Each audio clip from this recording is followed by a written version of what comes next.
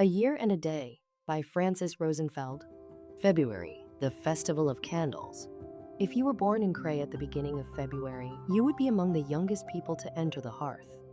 It was the yearly tradition that new mothers should bring the babies who have been born over the course of the previous year to receive a blessing.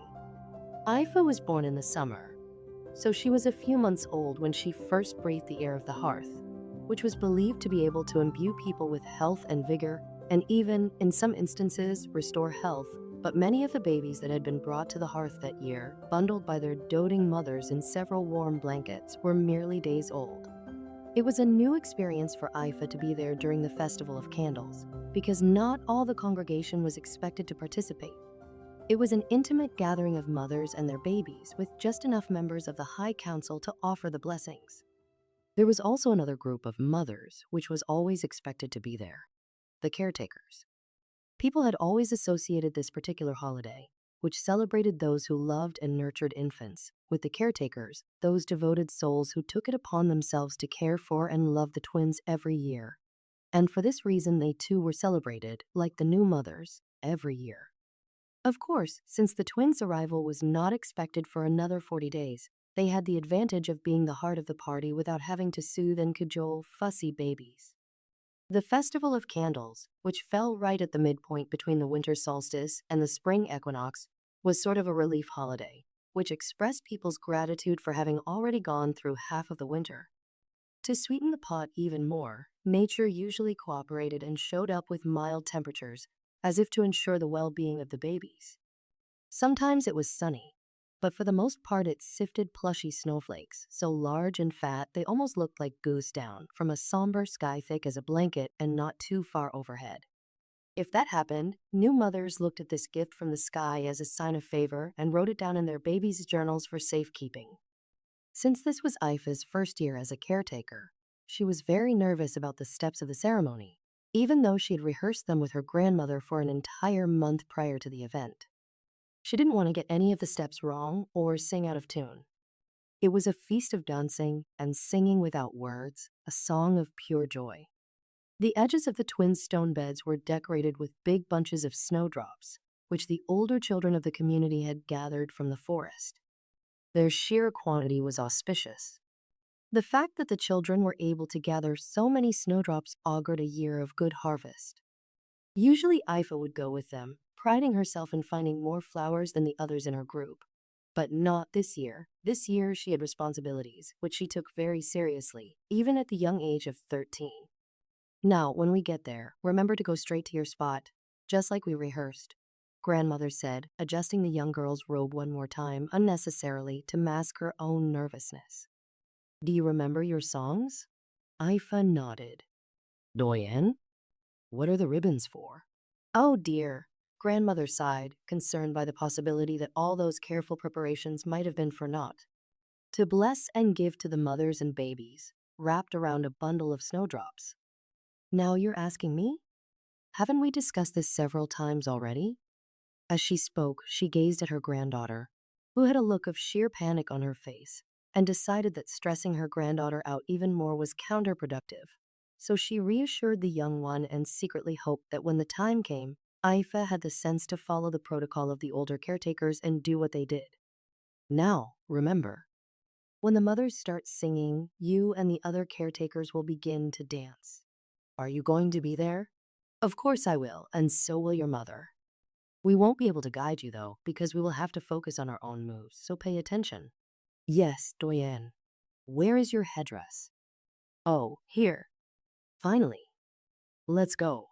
They arrived at the hearth early for a change, noticing on the way that the sky was promising fluffy snowflakes to usher in an auspicious year. Aifa had found her spot, but since they were going to be there by themselves for some time before the mothers arrived, she decided to wander around the large hall just to pass the time. At the bottom of one of the columns, marking the northern direction, she thought she saw a few indentations. She was sure the shadows were playing tricks on her eyes, because it was blasphemous for anybody to desecrate the hearth in any way, and just the thought of the offending chisel touching its sacred stone seemed anathema. It wasn't a shadow, though, but an inscription, ruggedly carved by an inexperienced hand, and to add insult to injury, it spelled her name and the year of her birth. Who would be callous enough to do such a thing? Aifa thought, and then realized that she would be suspected in this desecration should somebody else find it. Why would they choose my name? I didn't do anything. I don't even know what this is about. And right at the north point on the compass, no less, there is absolutely no chance it will go unnoticed. What to do? What to do? Aifa! Her grandmother's voice snapped her out of her agonizing dilemma. As she lifted her eyes, she saw that many of the mothers had already arrived and realized how weird she must have looked to them, crouched as she was in the center of the space, staring at the bottom of a column. Care to rejoin us, child? Grandmother said, less than pleased with the public spectacle. Aifa took her spot in the ceremony, trying to blend in with the rest of the caretakers, whose ease and comfort with the setting gave her little pangs of jealousy. To her grandmother's great relief, the celebration went to the very end without a hitch. After the young mothers left, carrying their precious bundles and their bunches of snowdrops wrapped in silk ribbons out into the plushy snowflakes, another, even more intimate celebration was about to begin. The mothers and grandmothers of the young girls who had joined in the ceremony for the first time were called to lay their hands upon them in blessing and offer flowers and sweets to the new members of their group. Aifa's mother approached her first and placed her hands on her flower headdress, so gently they felt like butterfly wings. Aifa had always felt a bit intimidated by her mother, who seemed almost ethereal to her at times. She had this faraway look in her eyes, as if she wasn't there half the time, but in another world to which regular people didn't have access. She'd seen that look many times before. Her grandmother had it too, on occasion. It seemed to be the trademark of the caretakers, they who cared for the well-being of life itself. Her mother stepped back and her grandmother approached. She placed her hands on Aifa's head with a little firmer grip to remind the latter without words that she was supposed to focus on the ceremony. The festival ended with the traditional treat of decadent sweets, but not even her favorite confections could take Aifa's mind off the surprise she had found earlier.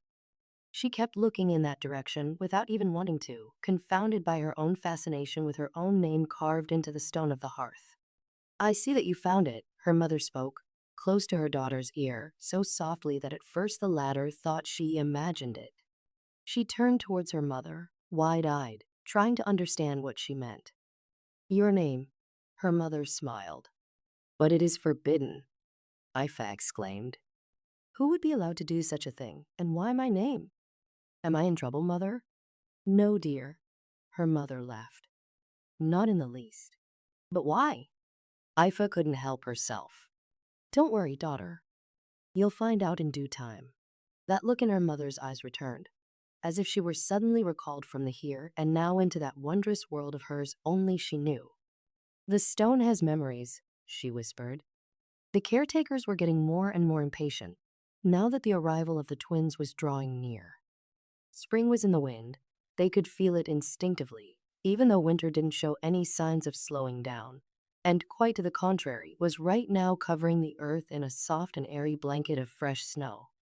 The caretakers had already started preparing the home of their symbolic children, cleaning and burning sweet-smelling incense and scrubbing the floors with mint and pine to chase away the ghosts of wickedness and ill health. Once the flowers of spring started to bloom under the snow, the younger members of the order took it upon themselves to go out and bring fresh bouquets of spring bulbs every day, and the halls were filled with the scents of crocuses and wood hyacinths. There were always flowers in the great hall, as long as flowers were in bloom, and when the weather turned too cold, it was decorated with evergreens and colorful berries. Even the doors were scrubbed and covered in a fresh coat of beeswax each spring to nourish and protect their ancient wood against the caprices of weather. Even the pebbles in the courtyard were neatly raked every day to keep their surface even, and many of the caretakers, as the time approached, went out to the pond in the middle of the courtyard, which during the summer was surrounded by a bounty of water-loving plants, to guess by looking at the ice if it had started to thin out, like first-time mothers try to recognize the first signs of labor. The days were still short, and by 6 o'clock the light grew dim, but the caretakers were comforted by the glow of the candles and the flurry of ever-thickening snowflakes swirling in the wind. The familiar surroundings looked almost like a fairy tale, and Aifa half expected to see the sparkles join in a luminous dance on the ground. The very old fairy tale about the sparkles had been Aifa's favorite all through her childhood, and she always remembered it in the voice of her mother, who had read it to her every evening for years with the patience of a saint. Are you trying to see the sparkles, granddaughter? Her grandmother teased. Doyen, Aifa said reproachfully, you know there are no such things. Whatever happened to you to make you so sure of things? Last month you weren't so keen on reality. Grandmother probed her with curious eyes. There was no guile or admonition in her gaze, just curiosity in its purest form. So you're telling me that I can see sparkles, Aifa counted. Only if they think you're worthy, dear. Grandmother burst out laughing, and the young girl couldn't tell if the latter was teasing her or speaking the truth. What, Doyen, it's just a fairy tale, Aifa insisted. Somebody made it all up. Oh, my sweet child. You are so eager to believe in the reality of the world that surrounds you, you're almost willing to give it all away. What do you think reality is made of? She gently caressed her granddaughter's hair, now freed from the surprisingly heavy load of her headdress. Keep looking for those sparkles, little one, and maybe one day they'll show themselves to you. Aifa wanted to ask her grandmother if she ever saw the sparkles herself, but since she couldn't tell if the latter was serious or joking, she didn't want her doyen to laugh at her.